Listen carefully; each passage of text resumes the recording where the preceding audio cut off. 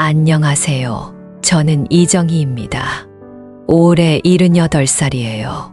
제 이야기를 시작하기 전에 지금 제가 기억하고 있을 때 이 이야기를 들려드리고 싶어요. 언젠가는 이 이야기조차 잊어버릴지도 모르니까요. 3년 전 가을이었어요. 그날도 여느 때처럼 아침에 일어나 시장에 가려고 준비했어요. 40년 넘게 다녔던 시장길인데 갑자기 어디로 가야 할지 몰라 한참을 서 있었던 기억이 나요.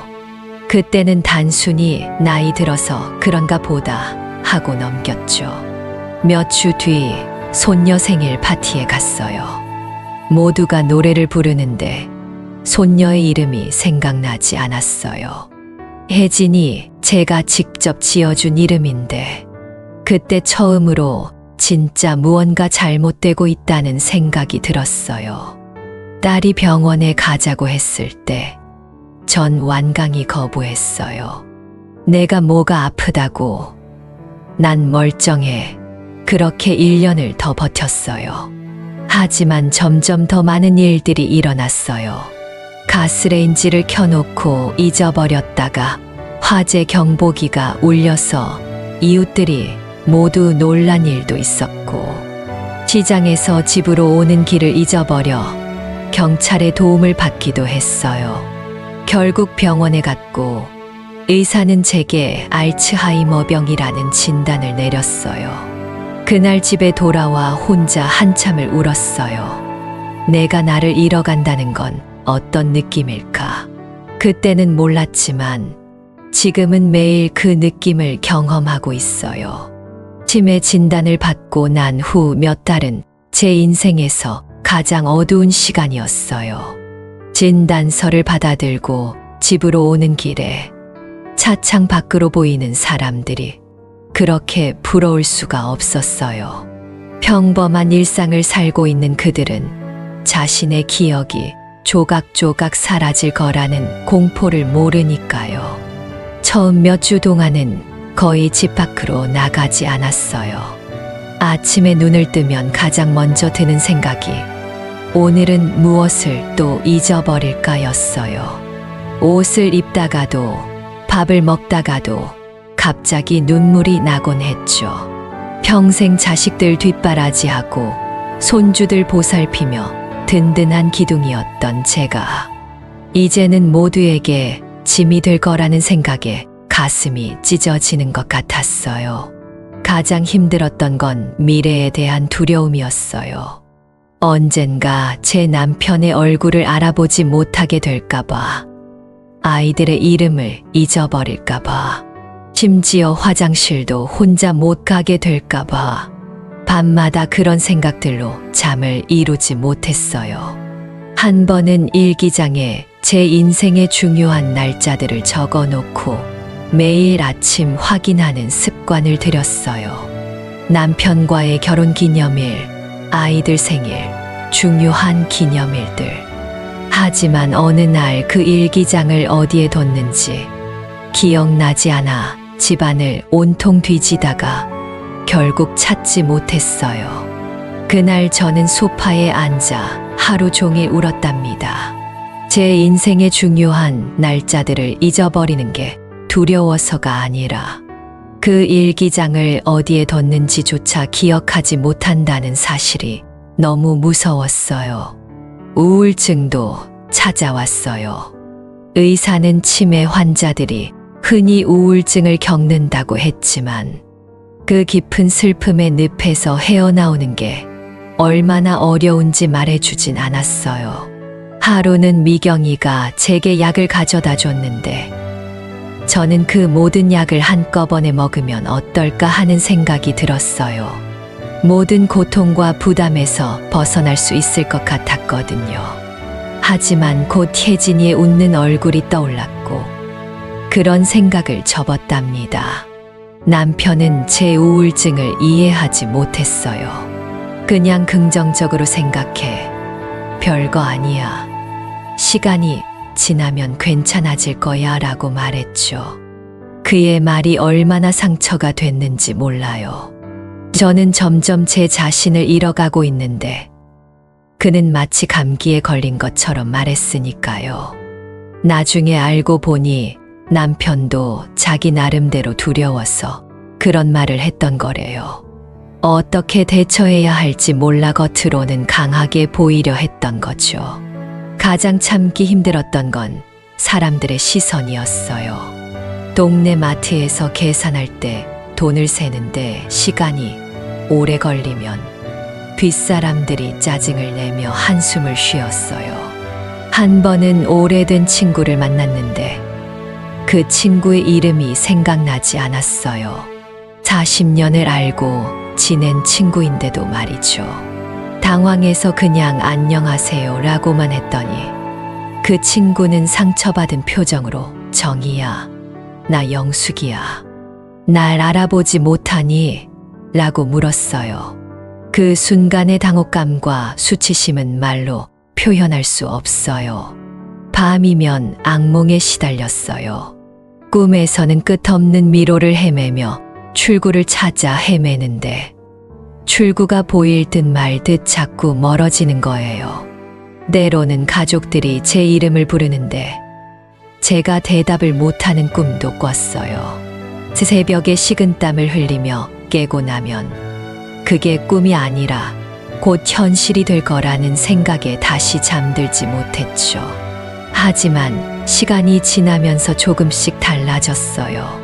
어느 날 아침 창밖으로 보이는 매화꽃이 너무 예뻐서 한참을 바라봤어요. 그날은 이상하게도 기억이 선명했고 문득 깨달았어요. 아직 내가 완전히 사라진 게 아니라는 걸요. 비록 기억은 조금씩 흐려져 가지만 내 감정, 내 감각, 그리고 무엇보다 내 사랑은 여전히 선명하다는 걸 알게 됐어요. 치매 진단 후 저는 일기를 쓰기 시작했어요. 제 기억이 사라지기 전에 제가 누구인지, 어떤 삶을 살았는지 기록해두고 싶었거든요. 이 일기장에는 제 인생의 소중한 순간들, 결혼식 날 남편의 모습, 아이들이 태어났을 때의 기쁨, 손주들의 첫걸음마, 그런 소중한 기억들을 적어 내려갔어요. 처음에는 이게 무슨 소용이 있을까 싶었지만 얼마 지나지 않아 그 소중함을 깨달았어요. 어느 날 아침 제 남편의 이름이 생각나지 않는 거예요. 50년을 함께 살았는데 말이죠. 온 집안을 뒤지며 헤매다가 일기장을 발견했고 거기에 적힌 내 사랑하는 남편 정태수라는 글자를 보고 울음을 터뜨렸어요. 그 일 이후로 일기장은 제 생명줄이 되었답니다. 약을 먹기 시작했지만 병의 진행을 늦출 뿐 멈출 수는 없다고 했어요. 그래서 저는 제 기억이 또렷할 때 할 수 있는 모든 것을 하기로 결심했어요. 평생 가보고 싶었던 제주도에 혼자 여행을 떠났어요. 바다를 보며 내가 이걸 잊어버리게 되더라도 지금 이 순간은 행복하다고 생각했어요. 제주도 여행에서 있었던 일인데요. 숙소로 돌아가는 길을 완전히 잊어버린 적이 있어요.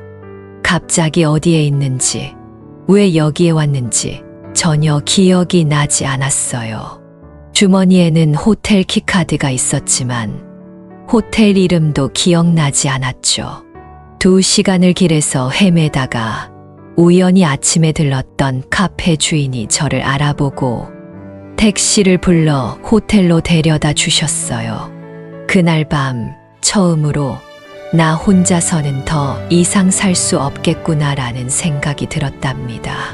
하지만 병은 생각보다 빨리 진행됐어요. 어느 날 아침 거울을 보는데 저 여자가 누구지 하는 생각이 들었어요. 그게 바로 저였는데도요. 그때의 공포는 말로 표현할 수 없어요. 자신이 누구인지 모른다는 것. 그것보다 더 무서운 일이 있을까요? 거울 속에 제 모습을 만지며 한참을 울었어요. 나중에 미경이가 화장실에서 저를 발견했을 때는 이미 1시간이 지나 있었대요. 제 병이 진행될수록 가족들의 부담도 커졌어요. 특히 제 막내딸 미경이가 저를 모시게 됐죠. 미경이는 자기 가정도 있고 직장도 다니는데 저 때문에 얼마나 힘들까 하는 생각에 가슴이 아팠어요. 한 번은 설거지를 하다가 접시를 깨뜨렸는데 갑자기 그게 50년 전 일로 느껴지면서 제 어머니가 저를 혼낼까봐 무서워 부엌 구석에 숨어 있었어요. 미경이가 엄마 괜찮아요. 그냥 접시예요. 라고 해도 저는 어머니한테 혼날 거야. 내가 잘못했어. 라고 계속 울었대요. 그날 밤 미경이가 제 방 앞에서 울고 있는 걸 봤어요. 제가 다 미안해서요. 또 어느 날은 미경이가 출근한 사이에 제가 집을 나가 길을 잃은 적이 있어요. 이웃집에 불이 났다고 확신해서 119에 신고하러 갔던 거예요. 물론 실제로는 불이 난 게 아니었죠. 머릿속에서 만들어낸 환상이었어요. 경찰이 저를 찾아 집에 데려다 주었는데 미경이의 놀란 얼굴을 보는 순간 제가 얼마나 큰 짐이 되고 있는지 실감했어요. 그날 밤 저는 미경이에게 요양원에 들어가고 싶다고 말했어요. 미경이는 눈물을 흘리며 엄마, 왜 그런 말을 해요? 엄마가 우리 키울 때 힘들었던 것처럼 이제 우리가 엄마를 모실 차례예요. 라고 했어요. 그 말에 저도 울었어요. 제가 얼마나 복받은 사람인지 느꼈거든요. 하지만 현실은 쉽지 않았어요. 저는 점점 더 많은 것을 잊어갔고 때로는 가족들을 알아보지 못하기도 했어요. 한 번은 추석날 온 가족이 모였는데 저는 갑자기 미경이를 제 여동생으로 착각했어요. 영수가 엄마 제사상 차릴 때 도와드려라고 했더니 모두가 조용해졌어요. 제 여동생 영숙이는 10년 전에 이미 하늘나라로 갔거든요.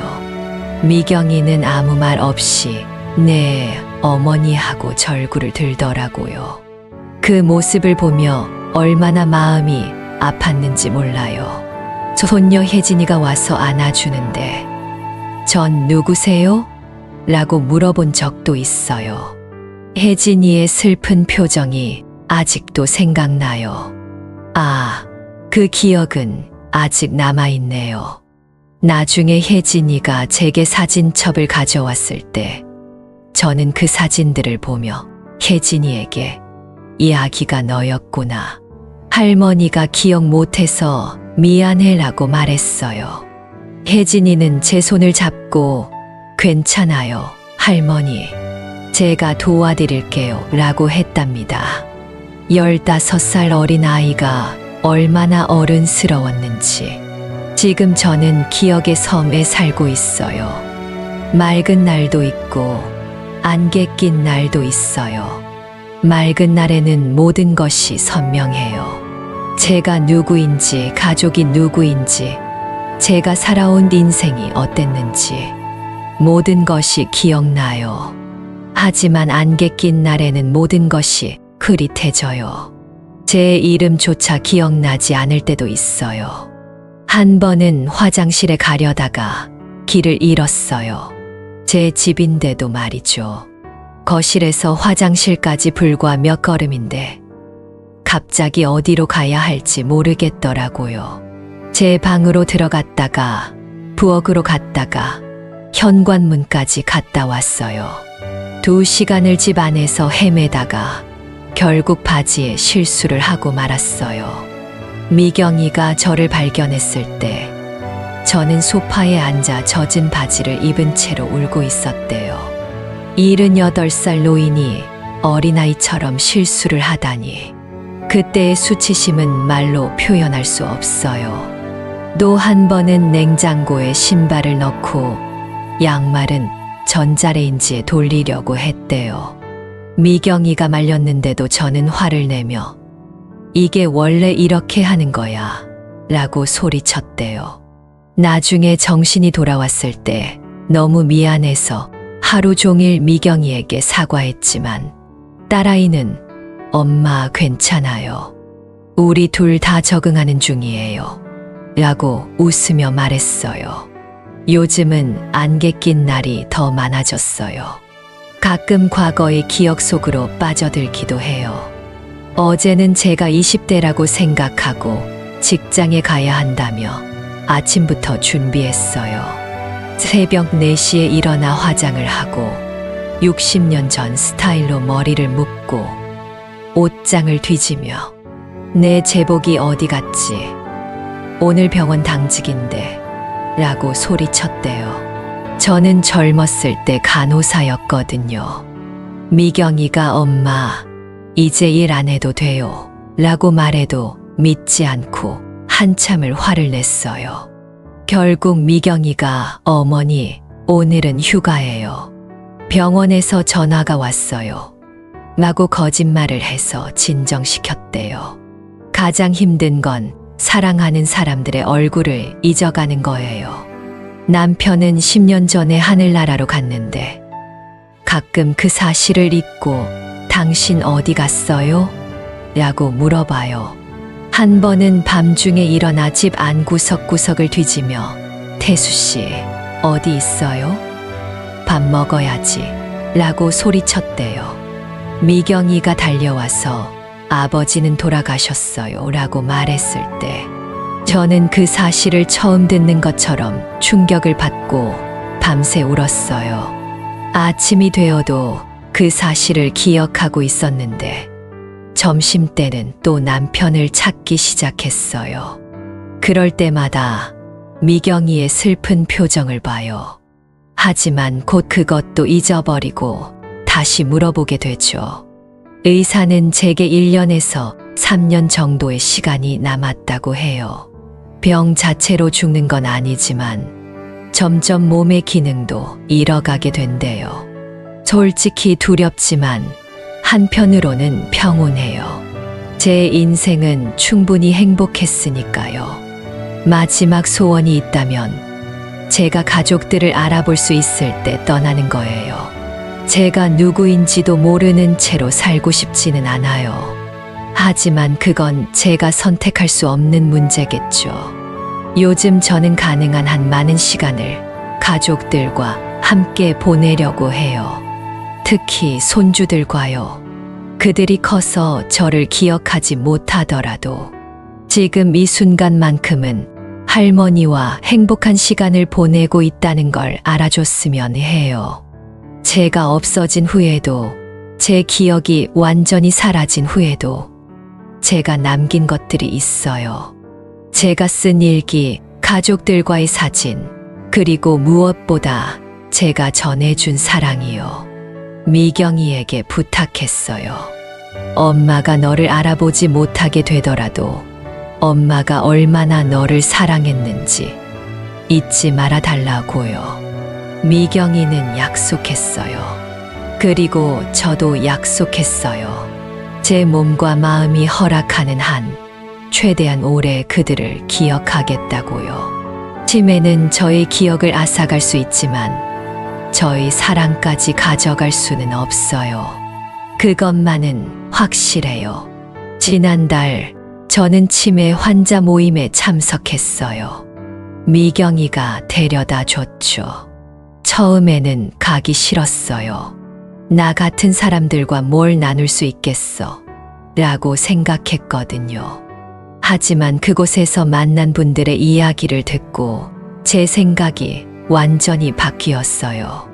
박 할아버지는 30년간 초등학교 교장 선생님이셨는데 이제는 곱셈표도 기억하지 못한대요. 하지만 그분은 웃으면서 내가 가르친 아이들이 잘 자라고 있다면 그걸로 충분해 라고 하셨어요. 이 할아버지는 매일 아침 자신에게 오늘은 좋은 날이 될 거야 라고 말하는 습관이 있대요. 김 할머니는 매일 아침 자신의 이름과 가족들 이름을 종이에 적어 지갑에 넣고 다니신대요. 길을 잃거나 혼란스러울 때 그 종이를 꺼내본다고요.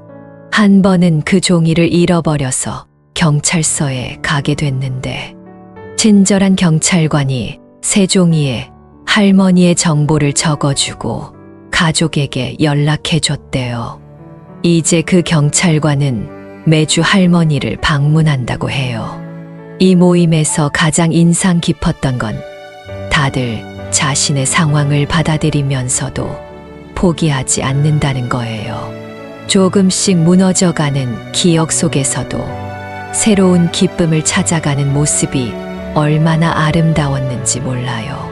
한 젊은 분은 5년 전 50대에 초기 치매 진단을 받았대요. 가장 힘들었던 건 직장을 잃고 가정에서의 역할이 바뀐 거라고 해요. 하지만 그분은 지금 자신의 경험을 글로 쓰고 있어요. 기억이 완전히 사라지기 전에 자신의 이야기를 남겨서 다른 사람들에게 도움이 되고 싶다고 하셨어요. 그날 집으로 돌아오는 길에 저는 생각했어요. 나만 이런 게 아니구나. 우리는 모두 같은 배를 타고 있구나. 그리고 이상하게도 마음이 편안해졌어요. 혼자가 아니라는 것, 그리고 각자의 방식으로 이 병과 싸우는 사람들이 있다는 것을 알게 되니까요. 오늘은 제 기억이 맑은 날이에요. 그래서 이렇게 제 이야기를 들려드릴 수 있어요. 내일은 어떨지 모르겠어요. 어쩌면 오늘 한 이야기를 모두 잊어버릴지도 모르죠. 하지만 지금 이 순간만큼은 제가 누구인지, 제가 살아온 인생이 어땠는지 모두 기억해요. 치매와 함께하는 삶은 쉽지 않아요. 하지만 이것도 제 인생의 한 부분이라고 생각해요. 슬픔도 기쁨도 모두 제 것이니까요. 제가 이 병을 처음 진단받았을 때 의사는 더 이상 과거에 그 사람으로 살 수 없을 거예요 라고 했어요. 맞는 말이에요. 하지만 제가 깨달은 건 다른 사람으로 살 수는 있다는 거예요. 기억이 희미해지고 혼란스러워도 새로운 방식으로 행복을 찾을 수 있어요. 가장 중요한 건 지금 이 순간을 사는 거예요. 어제의 기억이 사라져도 오늘의 기쁨은 진짜니까요. 제 손녀 혜진이는 할머니가 저를 기억 못해도 제가 할머니를 기억할게요 라고 말했어요. 그 말이 얼마나 큰 위로가 되는지 몰라요. 마지막으로 드리고 싶은 말씀이 있어요. 여러분의 소중한 사람이 치매에 걸렸다면 부디 인내심을 가져주세요. 그들은 여러분을 괴롭히려고 같은 질문을 반복하는 게 아니에요. 그저 기억하지 못하는 거예요. 그들에게 필요한 건 여러분의 사랑과 이해예요.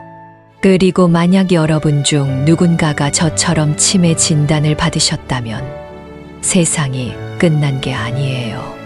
물론 쉽지 않은 여정이 될 거예요. 하지만 여전히 웃을 수 있고 사랑할 수 있고 의미 있는 시간을 보낼 수 있어요. 혼자가 아니라는 걸 기억하세요. 우리는 모두 같은 배를 타고 있어요.